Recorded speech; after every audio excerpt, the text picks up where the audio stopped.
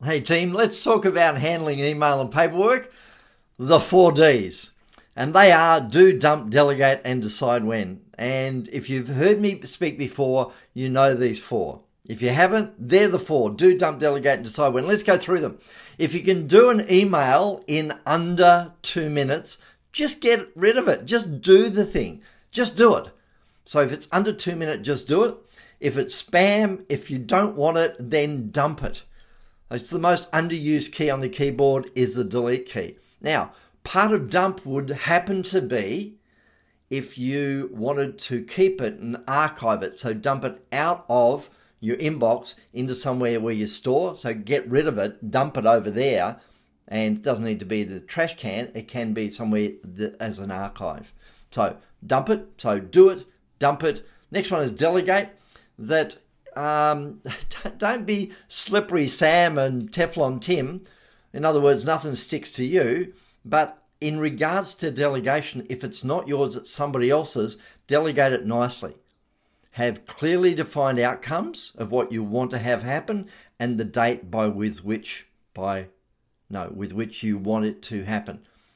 So make sure that your delegation is clearly defined and is dated so that what was it that you were after? That's it. And did it happen on the particular date that you're after? So delegation, do, dump, delegate. And the last one is decide when. If it cannot be done in 2 minutes, then decide when you're going to do it and diarize it. Diarize it, stick it in your calendar and choose a particular time and set an alarm for it. Why? So that, for example, I can't do it now. I'll do it this afternoon, 4:45, stick it in my calendar and put an alarm on it. And what it does, it goes ping, you've got an alarm you've got a meeting coming up. Who's the meeting? You can do the same with paperwork. Do, dump, delegate, and decide when. Do, dump, delegate, and decide when. Do, dump, delegate, and decide when. Piece of paper comes in. If you can do it under 2 minutes, do it. If you need to get rid of it, then dump it, delete it. Delegate it, the piece of paper, maybe it's somebody else, you can delegate it. And if you can't do it under 2 minutes and you need to do it today or tomorrow, you can actually decide when you're going to do it, calendarize it, stick it in the calendar, diarize it, and make it important, set an alarm for it. And when it comes up, do it. Because if you don't do it when it comes up, you end up back in the quagmire of email and paperwork again. All right. So there's your 4Ds. And some tips with email. As far as subject line, make the subject line really, really clear. This is really good with organizations and individuals. Make your subject line clear. Don't make it wifty-wafty. Don't make it wishy-washy. Just make it really clear so they know what it is that's going on. One of the keys with subject line is if you put it for action, the term for action, people know exactly what it is you're going to do. For your information, called, I can do a big scan and then I can archive it off. Quick scan, archive it off. It's just for information. The other one is you can put something in the subject line and it ends up as end of message. It's just do this, or as this one says, please book the room, end of message, EOM. So end of message. And it really says to the individual that receives it, I don't need to go anywhere else. I can actually view it and go, yep, that one, and get rid of it. The other one is a really cute one, NNTR. Yep, that's right. No need to respond. So please order the catering, but no need to respond. In other words, go ahead. So you can put that in your subject line and people get an understanding that I don't need to be doing anything other than the action required. So there are boundaries around emails, and I like this because it really does enable you to be on top of your email rather than your email being in charge of you. And that is put a signature or a part of your signature indicating what's going on with your email. Now this one would be regards, Les. Please note, I'm not always at my desk and check my emails only 2 to 3 times a day. Therefore, please expect a normal response within 24 to 48 hours. If the matter requires urgent attention, please contact me directly on my desk number or my mobile.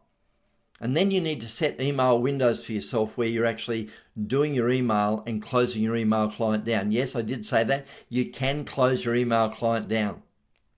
Now, this will work for a huge amount of people, but it won't work for everybody. For example, if you're on a help desk, or if you've got an email inbox where people give you jobs all the time, every minute of the day, there could be a job coming in.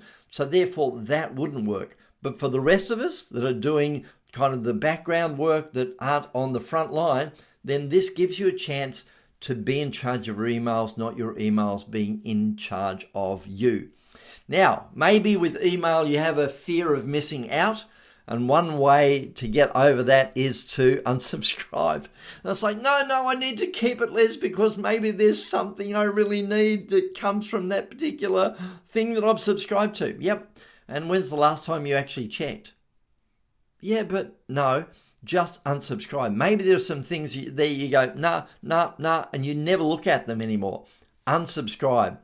And it's a good way to minimize your inbox. Now, some etiquette around email. I just want to cover off a couple. State your need up front in the first paragraph so they don't have to search for it, War and Peace, and get to the end and go, oh, that's what they wanted.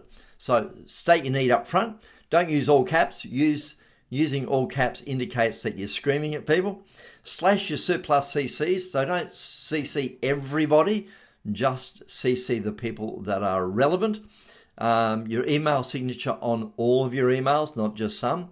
And with internals, lose the sign off. So you can make it quicker and just, rather than kind regards, best regards, it's like, yeah, here's the action, send it off.